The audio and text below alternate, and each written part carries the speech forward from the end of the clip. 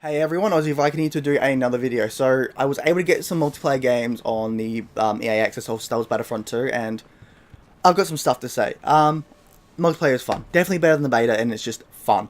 I like the challenges. The challenges are really good, and you get a lot of points for them in terms of buying like loot crates and stuff like that in game. I love all that. The downside that I'm really seeing with this game so far is the fact that as of now there is that sort of like, not pay to win, but pay to upgrade faster, I think is the best way to say it. And it kind of sucks. Like, and what is annoying is it's an easy fix. Well, maybe not the easiest fix, but it's like it's an easy dampening effect. So if you could dampen the blow by basically giving us more credits when you finish a game. If you do well in a game, you get, I think, 500 credits is the most you get, or at least that's what I seem to be getting if I do well in a game. But it's an easy fix. Say you're really good, have it that you can get up to 1,000 to 2,000, maybe 5,000 credits in a game if you're really good. To me, that fixes a lot of it and negates a lot of bullshit. So right now, there is that sort of incentive to like buy those crates. Maybe not with real money as of yet. For me, it's like I want to buy those crates because I've got, you know, doing the challenges, you get a lot of points, and you can get up to like 50,000 plus, I think, so far in the 10-hour trial if you get it. But you can get all these points, which is great from challenges, but they don't really seem to reset. So when you finish them, it doesn't seem like you can reset them. Although they have said they're going to release more challenges in the full game, whether or not that comes from the DLC, which they released, or if it's going to be like every week or something like that, you get new sets of challenges, which would be cool, but we'll see. But it's just,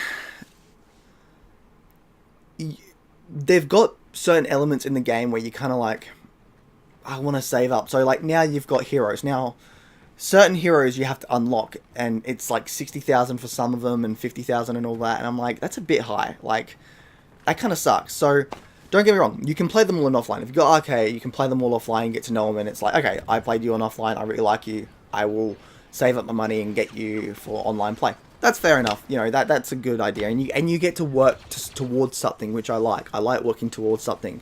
It's not like you play the game for a week and you're done. You've got stuff to unlock. The big downside is that they cost too much. Vader for 60,000, I think it is kind of sucky, and same with Luke. But you've got other ones that are like 25,000 and 30,000. It's like, why are these two that so high up?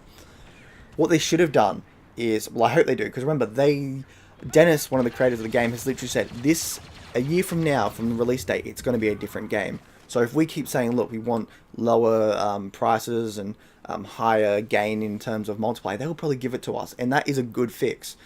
I would say if you were to with the buying the heroes, lower them by 10 to 15,000. So instead of 60,000, it's 45,000. That to me makes more sense, or maybe 40,000 at the most. That would probably make a lot more people happy. There, done, awesome. In terms of earning things in credits in challenges, you do get a lot out of it. People saying you get up to like 50,000 or plus by doing all the challenges. So that's a good. You get a good refresh rate from the challenges, and if they refresh every week, then and you do them all, potentially you can get 100,000 every 2 weeks or something. But if they also upgrade the fact that you get more in the end game, every time you finish a game, you get more credits. I think those two added together would negate having to go like, oh, I want to actually kind of buy more crates, I don't want to spend $127 or some shit like that on 12,000 gems just so I can buy 50 crates. No, like, that's the same price I paid for the deluxe edition. Well, I paid $107 for the deluxe edition, but originally the price was like $120. It's like, I don't want to pay like a whole new deluxe edition where I get nothing really. That's kind of, that sucks. Especially since you can get it all in game. Now, for me personally, I don't care. Like, that doesn't really faze me, the whole buying stuff, because I like to unlock things, I want to put more time in it, and I don't need to buy them. At all. But what would help me out, and a lot of people out, is earning more credits. So, like I said, in the end game, if you do really well, have it so you can get up to 1,000, 2,000, 3,000 credits at the end game. Finish a multiplayer game, bam, you get 3,000 credits. That's good, because every 3 games, you get 9,000 credits. 3 games, 9,000 credits. If you're really good for each game, that's perfect. And that's if you do really good. Obviously, if you don't, you obviously get less. But like, the skill level, the better skilled you are, the better you play, you get more points, you get more cash, and you can use that to buy what you want. I think that's a far better system. and negates a lot of the bullshit of having people want to get them. Now, of course, you're going to get people that spend a lot of money on this. That's going to happen. People are going to spend hundreds of dollars on it, which is fair enough. But if you give your the rest of your players the ability to get a very good amount of money, credits and stuff, if I'm just playing, you're gonna make both. It's gonna even out and make both sides happy, which I really hope they do. And that's it. Now, on that side of things, okay, I've talked about that, but on the other side of things, it's really fun. I do wish we had more than 10 hours, because 10 hours is not enough time to play every map on every game mode and just enjoy it, you know. I want to play Kashyyyk. I've got like 4 hours left now, and I haven't had a Kashyyyk game because there is obviously problems because there's not many people playing it and stuff like that. But I want to play Kashyyyk. I want to play Clone Wars in space. I want to try Heroes vs Villains, you know. I want to play all of that. But the time frame doesn't feel like I'm there. Now, of course, the game comes out for me at least in 2 days. But still, I kind of want that time frame to be like, I want more. You know, I want to spend all days and just play. But I'll have to wait until I get the game. But it's fun. Like, the multiplayer is fun. In-game wise, it's not bad. There are some glitches I've had, but nothing too bad. The only downside is the whole pay and gaining credits. If they come out and say, look, every week you get more challenges, I'm happy. That makes me very happy, because if I earn all the challenges, you get 50,000 plus credits, awesome. If they come out and say, we're going to upgrade it so you get more credits by finishing a game instead of like 300 to 500, awesome. And if they say, yes, we're going to take the heroes, the big higher up heroes like Vader and Luke, and take them down 15 to 20,000 credits, I'll be even happy. Like, these are very small things in a way that they could fix in a patch, and you've done it. Oh, and the crate, every day you get a crate that gives you like a daily crate. Give us better stuff. You get like 200 credits and like 15 crafting parts. That's it. Add at least a star card or two in there. Up the credits. Up the credits. Up the crafting components, and give us 2 star cards from very rarity, of course, and that's it. If you were to do these changes that I've just said, I feel like this game would be better received by everyone. And these aren't that big of a changes. They're quite small in terms of just adding in an update. Whether or not EA will allow that, I don't know, because if you even it out between people that want to pay and people that don't, I feel like EA will be like, well, they're not really paying more. But then again, they might be, because people will spend a lot of money. You know, there was a guy that spent like $15,000 on EA. Mass Effect Andromeda. No, Mass Effect 3, I think it was. Multiplayer, and it's like, people are going to pay. You know, people don't want to be... People are lazy. You know, some people don't want to unlock things. Now, I do personally, because not only will I get more time out of it, but it feels like I've earned it. If I could earn 90% of these star cards in a day because I paid $110, it's like, I'm going to get even more bored of the game, because after a while, when you're owning everyone, or at least doing a lot better than you should, it's kind of like, well, I'm done, you know? Now, of course, the big thing is, this also gets even out because of free content, and the free content really blew my mind when they said, here's the free content we're getting. We're getting single-player DLC. Obviously, we don't know how long it's going to be, but that's single-player stuff for free.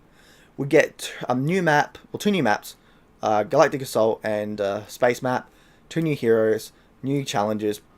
Don't know anything about new guns. I don't know if they've added new guns yet. I think they're going to do like big season in between smaller like new weapon models and new guns and maybe skins and possibly a new character in terms of like droidicas, and then another big season, smaller, big season, smaller. It seems like they might be going that route, which is great, because the seasons look very big, and if we get like story modes as well connected, that'd be great. Like, could you imagine if they did like a Clone Wars one with like Geonosis and stuff, and it's like you can play the Battle of Geonosis, it'd be like Republic Command all over again. Yes, I want that. Overall, what I'm saying is, I liked what we had. There needs to be some changes, mainly with the credits and stuff, like I said. But overall, it's fun. It's great. The free DLC looks like it's going to be fantastic. From what I played the campaign, it looks like it's going to be great. Overall, it's a very solid game. Now, if you're someone that doesn't want to go for all this, you know, crap and all that about buying stuff and pay to win stuff at the start, wait. If you wait, you know, like I said, like it's been said, 1 year from now after release, it's going to be a completely different game. Probably less than a year, but just say a year and stuff, just for the relevance of it all. It's going to be a different game. It's going to be a better game, and it's going to be very different in certain terms and stuff. Because look at Battlefront 1. When that first came out, there was some, you know, there were some things that weren't in the game that should have been. Yet, even in free updates, they added a lot to the game. The Jabba the Hutt things, that was really cool, I have to admit. And that was all free. Well, most of it, you had to actually have the season pass for certain things to unlock, but more or less it was fairly free. So, there is going to be a difference, and I feel like that difference is going to be very, very good.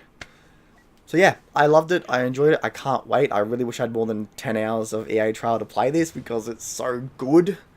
Oh man. And yeah, I can't wait. I love arcade mode as well. I really can't wait for updates. Hopefully with that big skirmish update from that leak actually happens. And yeah, again, if you don't think this is a worthy game as of now, just wait. You'll be able to get the game cheaper, you'll be able to see what comes in, and yeah. But as a Star Wars fan, I know that I'm getting my money out of this, because by the time that I finish my EA access, I would have put around 50 hours plus into this game, and I haven't even owned it yet. I don't even like have like the full game. Well, in the EA access you sort of do, but like, you know, the full game, 100%, no, everything like done. There's no time limit or anything. I've already put around 50 plus hours into the game already, including the beta and all this stuff. That's a good deal. So, yeah. Anyway, Aussie VIking out, some Bye.